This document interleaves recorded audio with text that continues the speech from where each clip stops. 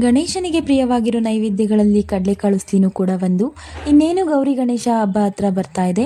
ನೈವೇದ್ಯಕ್ಕೆ ಯಾವ ರೀತಿ ಕಡಲೆಕಾಳು ಉಸ್ಲಿನ ಮಾಡ್ಕೊಳ್ಳೋದು ಅಂತ ನೋಡೋಣವಾ? ಮೊದಲಿಗೆ ರಾತ್ರಿ ಇಡೀ ಅಥವಾ ಒಂದು 7ರಿಂದ 8 ಗಂಟೆಗಳ ಕಾಲ ನೆನೆಸಿರೋ ಕಡಲೆಕಾಳಿಗೆ ಬೇಯುವಷ್ಟು ನೀರು ಹಾಗೆಯೇ ರುಚಿಗೆ ತಕ್ಕಷ್ಟು ಉಪ್ಪನ್ನು ಸೇರಿಸಿ 2 ವಿಷಲ್ ಕೂಗಿಸ್ಕೊಂಡು ಈ ರೀತಿ ಕಡಲೆಕಾಳು ಸಾಫ್ಟ್ ಆಗೋವರೆಗೂ ಬೇಯಿಸ್ಕೊಳ್ಬೇಕಾಗುತ್ತೆ.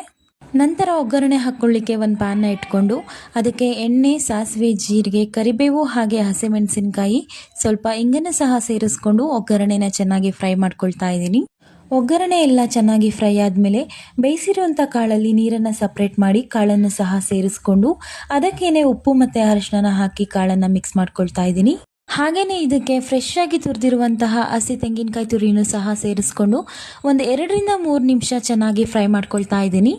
ಕೊನೆಯಲ್ಲಿ ಸಣ್ಣದಾಗಿ ಕಟ್ ಮಾಡಿರುವಂತಹ ಕೊತ್ತಂಬರಿ ಸೊಪ್ಪು ಹಾಗೆಯೇ ಸ್ವಲ್ಪ ಲೆಮನ್ ಜ್ಯೂಸ್ನ ಸೇರಿಸ್ಕೊಂಡು ಮಿಕ್ಸ್ ಮಾಡಿಕೊಂಡ್ರೆ ಗಣೇಶನಿಗೆ ತುಂಬಾನೇ ಪ್ರಿಯವಾಗಿರುವಂತಹ ನೈವೇದ್ಯ ದೇವಸ್ಥಾನದ ಶೈಲಿಯಲ್ಲಿ ರೆಡಿ ಆಗುತ್ತೆ. ನೀವು ಸಹ ಹಬ್ಬಕ್ಕೆ ಈ ರೆಸಿಪಿನ ಒಮ್ಮೆ ಟ್ರೈ ಮಾಡಿ. Thank you for watching.